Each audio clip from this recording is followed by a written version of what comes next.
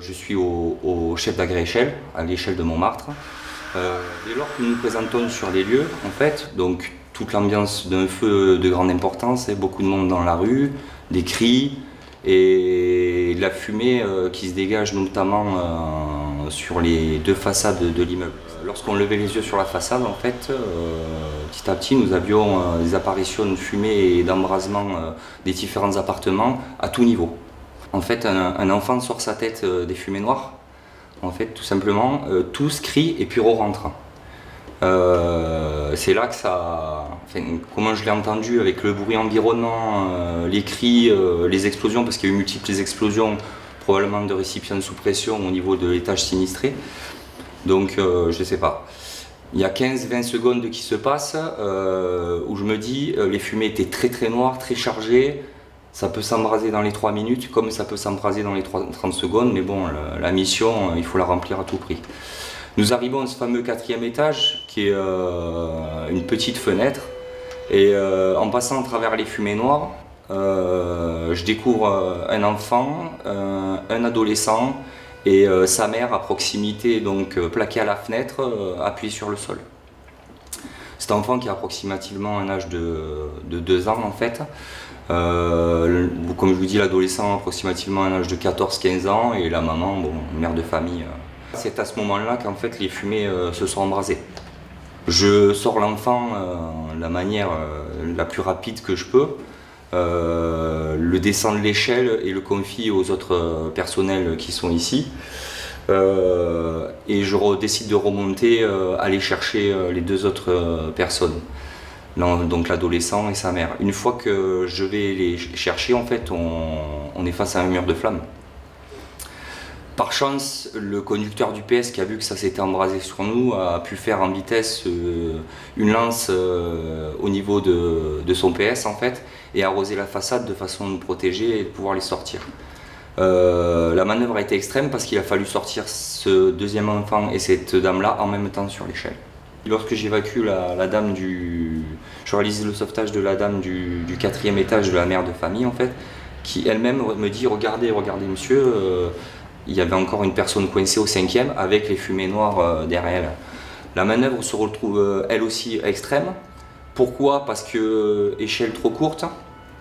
Une décision à prendre en secondes, minutes maximum. Voilà, donc je prends l'initiative de descendre en vitesse la maman à moitié d'échelle, de la confier aux équipes, laisser descendre les équipes et de diriger l'échelle en restant dessus pour gagner un maximum de temps. Et il s'avère qu'en redirigeant l'échelle sur le 5e étage, le passage d'échelle est trop large pour pouvoir effectuer le sauvetage.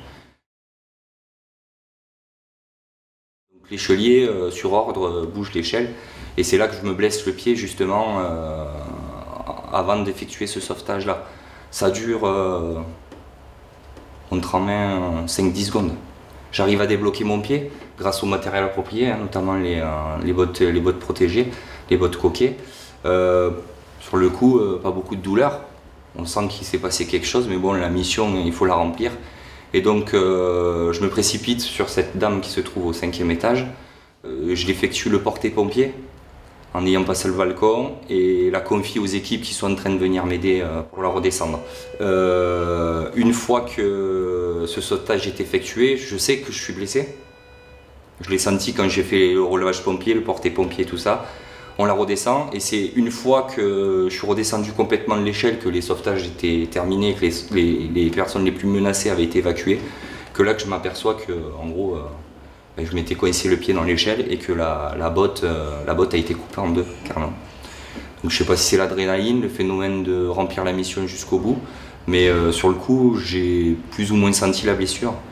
Et dès lors je suis médicalisé par l'ambulance de réanimation qui était sur les lieux de Masséna et dès lors qu'on m'a enlevé la botte, là la douleur a vraiment commencé à se faire sentir. J'ai été techniqué par l'AR, envoyé d'urgence sur l'hôpital Bégin pour par la suite, dans l'heure qui suit, être opéré de suite. J'ai eu triple fracture. Première fracture, donc mon gros orteil au pied droit en fait a été luxé, ouvert, fracturé. et les 2 autres orteils ont été fracturés en plusieurs morceaux. Le chirurgien de garde de Bégin donc a fait son possible, et en sortant justement du bloc opératoire, le lendemain quand il fait sa visite, me parle, est-ce qu'on va pouvoir sauver les 2 autres doigts de pied. Malheureusement, au bout d'une semaine, la décision a été prise, hein, il n'y avait plus de vascularisation et tout ça, ils ont décidé de m'amputer donc des 2 doigts de pied du milieu, en fait, tout simplement. S'en est suivi une convalescence de 7 mois, voilà. Sachant que j'étais broché verticalement et horizontalement au niveau du gros orteil, multiples pansements pour essayer de rattraper le maximum au niveau des blessures. Donc j'ai subi en tout, pour tout, 4 opérations, voilà, 4 opérations, des petites complications qui sont arrivées en fin de cicatrisation, qui ont dû me faire réhospitaliser également 2 semaines et demie, pour réintégrer ensuite le service incendie aux alentours du mois d'avril. Voilà. Il faut savoir que le métier qu'on fait, nos femmes mariées, 3 enfants, déjà la prise de risque sur les 3 premiers sauvetages, sachant que ça s'est embrasé et tout ça, sur le coup on réalise pas trop, déjà et c'est après en revoyant les images qu'on se dit qu'on n'était pas passé loin. Le deuxième point, après la blessure elle est survenue, au début je l'ai un petit peu minimisé on dira, je m'attendais pas à avoir autant, et en fait c'est après quand le verdict du chirurgien tombe, qui se trompe rarement, ça fout un coup au moral. Ça met un coup au moral. Pourquoi? Est-ce qu'on va remonter dans le camion, voilà, dans les engins? Est-ce qu'on va pouvoir continuer notre métier de sapeur-pompier, continuer à décaler, faire nos feux, faire nos interventions de tous les jours? Et c'est la première question que j'ai dû poser au chirurgien, justement. Ça c'est sur le plan professionnel. Sur le plan familial, voilà, j'ai une femme, on dira, qui est très forte, voilà, après 16 ans, pratiquement 16 ans de vie commune et un peu plus de 12 ans de mariage, on dira pas qu'elle s'est habituée, mais elle vit avec. Et voilà, elle a rien laissé paraître, on dira, au niveau familial au début. Ça a été le premier soutien énorme sur la famille.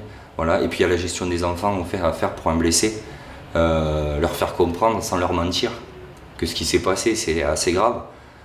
Faut pas omettre les choses, mais faut pas les minimiser non plus. Donc c'est assez difficile en tant que père de famille aussi de parler sur ça, parce qu'on peut pas cacher les choses, ça c'est impossible à des enfants. Voilà. Donc ça en est suivi la convalescence de 6 mois. Un premier mois très difficile, multiplier les opérations. Vous êtes sapeur-pompier de Paris, vous avez tendance à être hyperactif, que ce soit dans la vie de tous les jours, même quand vous êtes repos, vous allez faire votre sport, vous allez courir. Et là, se retrouver 3 semaines alité, sans bouger, la jambe en l'air, ça devient moralement et physiquement très difficile. Donc là, je sais pas, il faut aller chercher les ressources, faut essayer d'optimiser, d'être le plus jovial possible, même si des fois c'est difficile, parce que votre famille en pâtit autour. Donc ouais, les 3 premières semaines, le premier mois, vraiment très difficile. Après on commence à retrouver des sensations, le 2e, 3e mois, cependant les opérations, il y en a 1 ou 2 qui s'enchaînent aussi quand même. Donc, parce qu'il faut savoir que c'est de la microchirurgie aussi, hein. Donc il faut continuer, il faut enchaîner les opérations, il faut derrière toujours pareil, la convalescence, mais 2e, 3e mois on commence à retrouver les sensations, tout en gardant à l'esprit qu'on va retourner dans les camions. Ça a été mon leitmotiv, ma famille, on dira, mes amis, parce que hein, la famille dans le boulot aussi, hein, tous les autres sapeurs-pompiers autour, qui ont été présents 24 heures sur 24, hein, ils se sont déplacés sur Nîmes, parce que moi je suis de Nîmes, j'ai oublié de le dire. Ils sont déplacés sur Nîmes, ils sont venus me voir, ils étaient là à chaque fois que j'arrivais à la gare avec ma femme pour venir me chercher, à 5, 6, 7 des fois, camionnette. Voilà, les trajets pareil, m'amener sur l'hôpital Bégin, venir me rechercher de l'hôpital Bégin, des prises de nouvelles tous les jours au niveau du téléphone, les messages qui font chaud au cœur. Donc voilà, ça c'est la 2e famille qui a vraiment été présente dessus. Et donc pour reprendre, deuxième, troisième mois, eh bien, on commence à retrouver des sensations. Mais il faut continuer quand même à garder à l'esprit que voilà, il faut continuer à se battre sur cette convalescence, parce que une convalescence, elle est faite de moments bien et elle est faite de moments, on dira en pic, comme une montagne en fait. Des jours ça va et des jours ça va vraiment pas. Et c'est les jours où ça va vraiment pas qu'il faut vraiment remonter la pente et qu'il faut pas hésiter à s'appuyer sur les soutiens, que ce soit au niveau des copains de la caserne ou au niveau de la famille, tout simplement. Et d'autres mois les plus durs, on dira que ça sera les 2 derniers. Parce qu'en fait, psychologiquement, vous avez envie de reprendre votre vie normale, ça commence à vous peser. Vous avez envie de reprendre votre vie normale, de remonter dans vos engins, d'aller refaire votre sport, mais vous ne pouvez pas encore. Pourquoi? Parce que c'est fragile, parce que ça fait mal, parce qu'il y a encore multiples rendez-vous, vous êtes soumis à la décision des médecins. Hein. Donc on est sur des phases, voilà, on est sur un fil, et on ne sait pas trop où c'est qu'on va. Voilà. Et puis, heureuse nouvelle, on dira avril, feu vert du médecin. Le service médical du premier groupement d'incendie m'autorise à reprendre le service. Donc un service permanent pendant plus d'1 mois au niveau de la caserne. Donc faire les tâches administratives tout simplement, de façon à voir comment se comporte le pied et la reprise du sport progressive. Pareil, là, quitter son niveau il y a 7 mois où vous avez un bon niveau sportif et recommencer à 37 ans, voilà, recommencer à courir, à marcher déjà, puis recommencer à courir derrière, recommencer la musculation progressivement. Ça demande aussi une force de caractère assez difficile, parce que vous avez la douleur qui est permanente pendant 1 mois au début, les douleurs articulaires, les douleurs osseuses, donc qu'il faut essayer de passer. Et qui vont passer petit à petit, voilà, pour, on dira, un peu plus d'1 mois après cette période-là, reprendre les camions en service incendie. Le général m'a appelé par téléphone le lendemain, vraiment le lendemain de l'accident. Donc j'étais encore un peu vaseux, on dira, mais je l'ai eu au téléphone, il était overbooké. Il avait des réunions à droite et à gauche avec des autorités, il s'en est excusé fortement, justement de ne pas pouvoir passer me voir. Mais je l'ai eu de suite au téléphone suite à l'accident. C'est la première autorité que j'ai eue au téléphone suite à l'accident. Les commandants de groupement aussi sont déplacés au niveau de lui. J'ai eu mon CDU, mon commandant d'unité, qui m'a lui accompagné de l'accident justement jusqu'au bloc opératoire, en attendant que ma femme arrive. Une fois que ma femme était là, il a attendu avec elle. Et puis après, il est rentré à la caserne et s'empressait de revenir le lendemain sur l'hôpital Bégin. Donc il a été aussi très très présent. La cellule des blessés de la brigade vous appelle régulièrement. Voilà, notamment les cadres au téléphone. Après, je vous dirais que je ne suis pas trop le bon client pour aller voir les psychologues. Mais on sait qu'au sein de la BSPP, on a une cellule psy très fonctionnelle, très efficace, notamment sur les interventions marquantes. Donc j'ai pas souhaité en bénéficier, mais j'aurais pu en bénéficier via la cellule des blessés qui me l'ont proposé justement. Par contre, j'ai eu multiples cadeaux, notamment de la cellule blessée, hein, qui ont offert des week-ends, que ce soit au parc Astérix avec les enfants ou Center Park. On a reçu pas mal de cadeaux de ce coin-là. Après, bon, à l'hôpital, on nous en apporte toujours, hein, que ce soit des livres, enfin toutes sortes de... Voilà.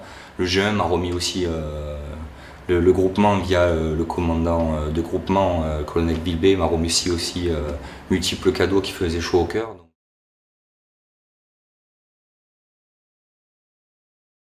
J'ai pas eu trop le temps, on dira. Premier piqué, donc je suis au premier secours B, hein, premier secours évacuation de Montmartre. Hein. Premier piqué, on dira 3e départ de la 3e ou 4e départ de la journée. J'ai pas eu le temps. Hein. J'ai fait un feu assez conséquent dans un rue Briard dans le 18e. Hein, avec d'emblée, nous avions 3 fenêtres embrasées. Donc j'ai pas eu le temps de me poser la question là-dessus sur l'appréhension. Par contre, je vous avoue que le lendemain, j'ai eu par chance d'être à l'échelle, donc c'était ma première échelle, de refaire également un feu de salon à l'échelle avec une notion donc qui se situe au 5e étage, avec une notion de victime au 6e. Et donc éventuellement de passer par la fenêtre. Je vous avouerai que, on dira les 2-3 premières minutes, l'appréhension est liée, mais la mission vous pousse à le faire, mais vous y pensez quand même. Voilà, on est décoré pour les actes qu'on a fait, mais est-ce que la plus belle décoration, c'est pas de se dire qu'on était le 18 octobre, que 2 mois après c'était Noël, et qu'il y a déjà 4 personnes, dont une famille entière, une mère et ses 2 enfants, ont pu passer Noël. Voilà. Parce qu'à l'arrivée, sur ce feu-là, on n'a eu que des urgences relatives. Et ça, je pense que pour le sapeur-pompier, c'est ça la plus belle décoration. Alors oui, les médailles, ça fait plaisir, c'est une belle décoration, c'est personnel, et on dira ça reste aussi pour la famille plus tard. Hein. Mais je crois que la plus belle, c'est d'avoir sauvé ces gens-là et de les avoir sortis justement d'une mort imminente en fait, hein, tout simplement. Et qu'ils ont pu passer Noël en famille et continuer leur vie derrière. C'est ça la plus belle décoration, sachant qu'il y avait quand même 2 enfants sur ces sauvetages-là.